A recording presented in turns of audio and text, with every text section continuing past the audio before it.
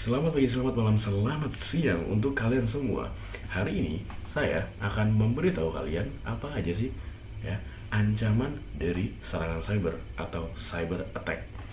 Langsung aja kita ke videonya. Yang pertama ada DDoS atau Distributed Denial of Service. Kasus yang pertama adalah kasusnya Cloudflare yang terkena serangan dari salah satu penyerang di dalam internet atau dunia jaringan yang mengirimkan 37,4 terabit file atau traffic dalam 45 detik. Cara kerja DDoS sendiri, itu penyerang akan mengirimkan traffic jaringan dalam jumlah yang sangat besar dari banyak sumber ke satu target, ya, server atau alamat IP. Sehingga target kehabisan sumber daya atau overload, sehingga server tidak akan dapat melayani permintaan normal dari klien yang lain. Nah, dampak DDoS sendiri adalah website atau layanan jaringan tidak akan dapat diakses, server lambat, atau mungkin akan crash. Aktivitas klien atau user atau player akan terganggu karena adanya kelambatan dan traffic yang muncul di dalam server. Cara penjaganya sendiri yaitu menggunakan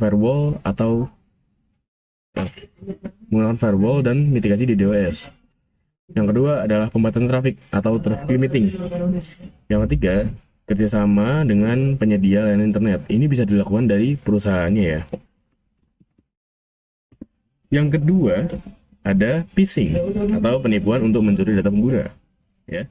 Kasus yang pertama itu media teknologi Propagandani melaporkan bahwa ada peneliti yang mengatakan bahwa kasus serangan phishing pada tahun 2025 meningkat secara signifikan, termasuk metode QR phishing yang menyerupai tampilan lembaga resmi, sehingga banyak user tidak menyadari penipuan ini. Cara kerja phishing sendiri adalah penyerang akan mengirimkan pesan atau email palsu yang menyerupai pihak resmi untuk mengelabui korban agar memasukkan data pribadi seperti username dan password pada situs palsu yang mereka buat. Dampaknya sendiri adalah akun korban dapat dibajak oleh sang hacker atau sang pengirim atau sang penipu ya. Data pribadi korban akan bocor. Ya jelas karena mereka memasukkannya atau memasukkan data-datanya kepada situs yang dibuat oleh sang pembajak. Akunnya akan digunakan untuk kejahatan lanjutan seperti dia disebarkan lagi link-link itu. Nah, cara penjagaannya sendiri adalah untuk tidak mengklik atau membuka tautan mencurigakan, memeriksa alamat pengirim dan URL. Yang ketiga, itu mengaktifkan autentikasi 2 faktor atau two-factor auth. Yang ketiga adalah spoofing atau pemalsuan identitas dalam jaringan. Kasusnya yang pertama yang saya pilih adalah ada 2 pelaku kejahatan cyber di Araria, India, menggunakan aplikasi untuk memalsukan nomor telepon resmi polisi agar korban percaya bahwa panggilan berasal dari pejabat atau dari para polisi.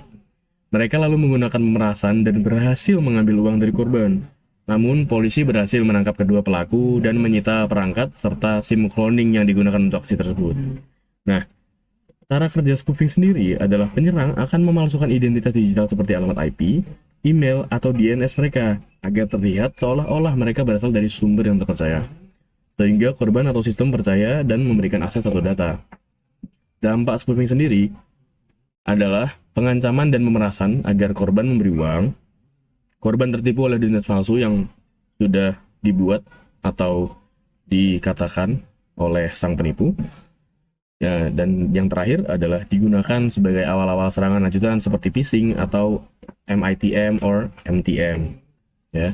Cara penjagaannya sendiri adalah memverifikasi alamat email dan domain dari sang yang mengkontak si korban, menggunakan HTTPS dan sertifikat keamanan, maksudnya adalah si domainnya atau si web yang dikirimkan. Yang ketiga adalah mengaktifkan pengamanan jaringan seperti firewall dan ARP inspection.